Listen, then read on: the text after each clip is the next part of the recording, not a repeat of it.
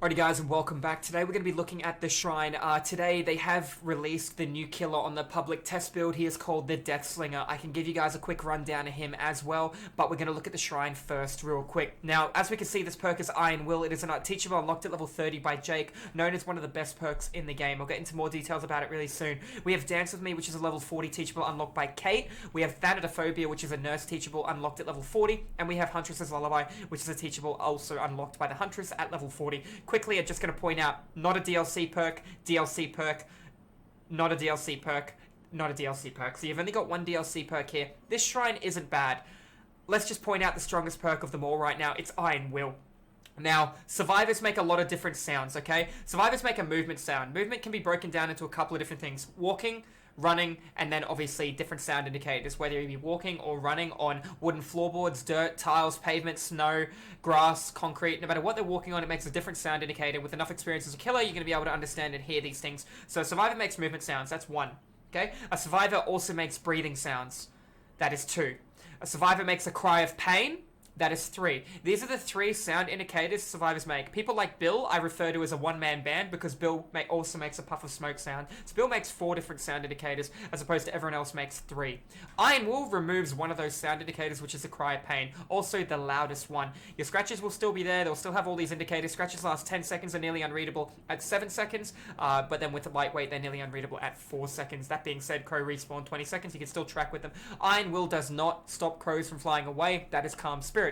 Calm Spirits is when you are hit by the killer, you do not let out a scream, therefore you can maybe make a mind game play on them too. Also effects that make you scream, such as Iron Maiden, Shocking from the Doctor, and things like Clown Bottles, things that would make you scream. Infectious Fright do not make you scream. Iron Will, you will still scream with these kind of things. Your cries of pain are reduced by 50, 75, and 100%, whether it be Tier 1, Tier 2, or Tier 3. Iron Will is by far one of the best perks in Dead by Daylight. I easily put it in the top 5. I don't see it ever becoming worse than the top 5. Removing a full tracking ability from the killer being sound gives you a massive tactical advantage, over 33% over the killer, because there are 3 tracking abilities. However, sound is the best one. You counter things like spirit. They can run a perk called Strider, which is a teachable unlocked by the nurse at level 30, and it does counter Iron Will, but that being said, they're sacrificing a spot to counter your perk, therefore they're losing out on things like Horn of Ground, Devour, Hope, Pop Goes the Weasel, Thrilling Tremor, Infectious, these powerhouse kind of abilities, Discordance. You're missing out on those. Iron Will, highly recommend buying it. That being said, if you have 800,000 blood points in your top right-hand corner, you will be looking at being able to afford it by just leveling up Jake. Jake's other teachables is Savitor, which is getting a bit of a rework. I hope you guys like it when it does get a rework. And you're also going to be looking at Savitor's at 40, and at 35, you're going to be looking at you're going to be looking at Calm Spirits. Not bad perks. Leveling Jake up, there's worse characters to level up. Some survivors do have a lot of bad perks. Some survivors have a lot of good perks. For example, Jeff's perks aren't too great, as opposed to Jake does come with Iron Will.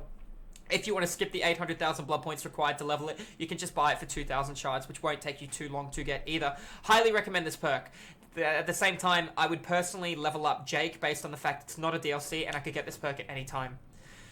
Dance With Me. Dance With Me allows me to vault a window, jump out of a locker, any fast fall indicator over a pallet, and I leave no scratch marks for 3, 4, and 5 seconds. This entwines with perks like Quick and Quiet and Lithe. Therefore, if I fast vault a window, I move at 150% movement speed with Lithe. Quick and Quiet, I don't make the kicking sound of the feet getting over the window, and I'm going to be able to dash. And I know when it expires based on the fact... Sorry, it is always at 3 seconds. My apologies. It is always at the time it takes for Lithe to expire. It just reduces the cooldown from 60, 50, and 40 seconds. So that being said, you're going to be able to fast vault a window. The second Lithe expires, you know you're going to be leaving scratch marks. So you can run things like Fixated to go well with Dance With Me as well, alongside Lithe. You can run a whole build around it with Quick and Quiet or Iron Will. Not a bad perk from Kate. I feel it takes too many things to be able to make it strong. It takes too many other perks. I need to run this to make it strong. I need to run this. You know, Iron Will is god tier by itself. It entwines perfectly with Resilience and Dead Hard.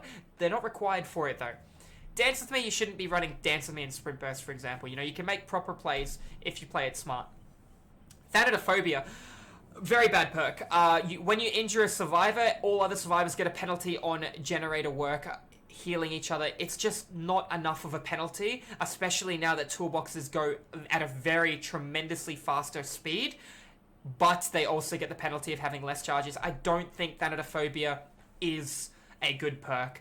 People run it on Legion because they can get all those hits out with Legion. Don't get me wrong, people run it on the Plague as well. I mean, if you had to run the perk, they're probably the two best killers to run it on. But there are just better options on the table. Discordance, for example. Sloppy Butcher won't apply the on-hit effect from Legion, but there's just much more better options than running Thanatophobia. I cannot recommend this perk. I would say stay away from it with both your shards. Level up the nurse. She's fun. She's hard to play. She has a massive skill back. I would say she's the strongest killer in Dead by Daylight when you master her. But that'll take a lot of time, a lot of hours. Thanatophobia is really a bit of a hot miss. Now, Huntress's Lullaby. When a survivor misses a skill check, it regresses, I believe, 2, 4, and 6% of the generator. Bonus on top of the already, 4 or 5% penalty when a survivor misses a generator skill check. So for Jenny's at 80 seconds, ready to be completed. It takes 80 seconds to complete a Jenny. For 79.9, they miss a skill check. It goes back 8 seconds. Basically, every time a survivor is hooked by the killer, you get 1 stack of Lullaby. Every stack of Lullaby makes the sound indicator delayed when you're trying to land a good or a great skill check. Up until 5 stacks where there is no sound notification. At 3, it's tricky but manageable. At 4, it's very hard. At 5, you need your utmost concentration on focusing on your skill check. Any look away, you might miss it. And, if you're versing a stealth killer, Ghostface Pig, it could really hurt you.